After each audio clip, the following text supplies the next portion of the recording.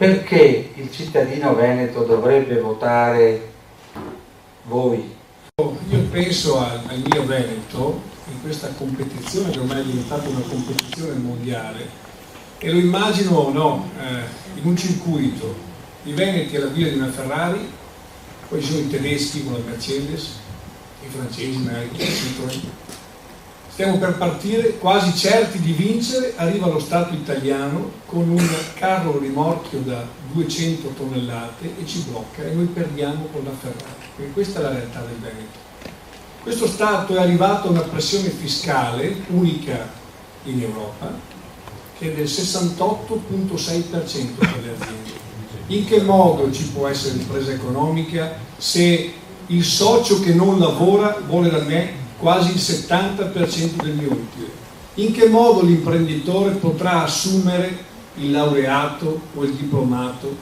In che modo pensiamo di aumentare la domanda interna se questo governo, in modo vergognoso e squallido, non mi tiro indietro perché questa è la realtà, è riuscito anche ad aumentare l'IVA sul pellet da riscaldamento dal 4 al 22%?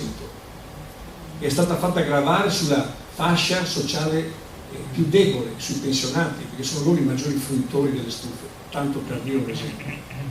Dal 2008 al 2013 hanno chiuso i battenti nel nostro territorio 23.400 aziende, non una.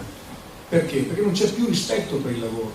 Quanti politici italiani avete visto ai funerali di tanti imprenditori, piccoli imprenditori veneti e commercianti? Perché il nostro tessuto economico e sociale è imperniato sulla piccola impresa. E addirittura in Cina noi abbiamo sempre il timore di vedere i cinesi perché fanno concorrenza sleale e quant'altro. Ma in Cina non ci sono 2 miliardi di cinesi, ci sono 50 milioni di miliardari. E lo sa cosa vogliono i miliardari cinesi?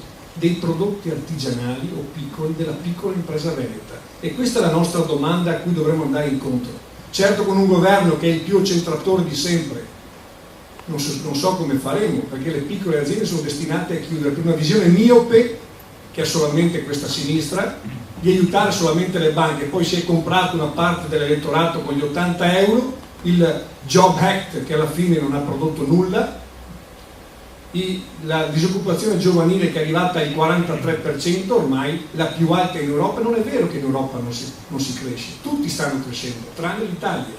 Avevamo il tesoretto, che porta sfiga a dirlo, lo diceva anche il Corriere, di 1,5 miliardi, adesso la Consulta ha bocciato quel mancato adeguamento delle pensioni minime, naturalmente quelle per i magistrati, per i giudici da 20.000 euro al mese o per qualche politico sono sane e salve, ma quell'altra che era stata bocciata adesso comporterà una spesa di 10 miliardi. Dove andare a trovarli adesso senza aumentare le imposte? O mi dicevi delle balle prima o me le dici adesso? Allora rispondo anche all'ultima domanda. Perché devono votare indipendenza veneta?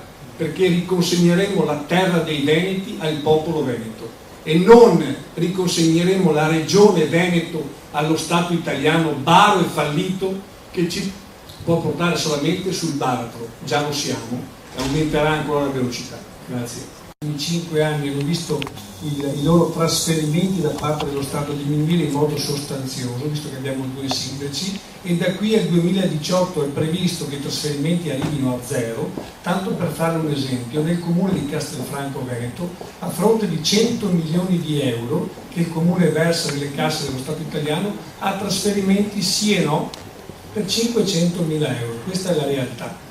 Ecco allora perché non si può salvaguardare il territorio, non solo non si potranno fare le piste ciclabili, non si potranno nemmeno sistemare le strade, mancano i soldi addirittura per sistemare le buche sull'asfalto e solamente con un vedo indipendente potremo avere sia le piste ciclabili che delle strade decorose, non delle mulattiere che abbiamo oggi.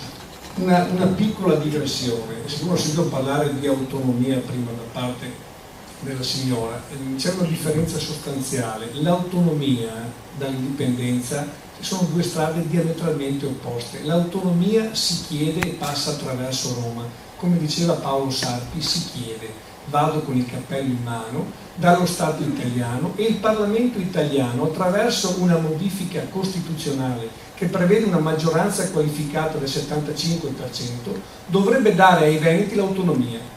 lei capisce che autonomia fa rima con bugia. E la demagogia che sta facendo la Lega, alleata di Forza Italia e Fratelli d'Italia, che parla di indipendenza, mi fa sorridere. Chi vuole l'indipendenza passa attraverso l'ortodossia dell'indipendenza che noi portiamo avanti da 3 anni. Chiuso il discorso.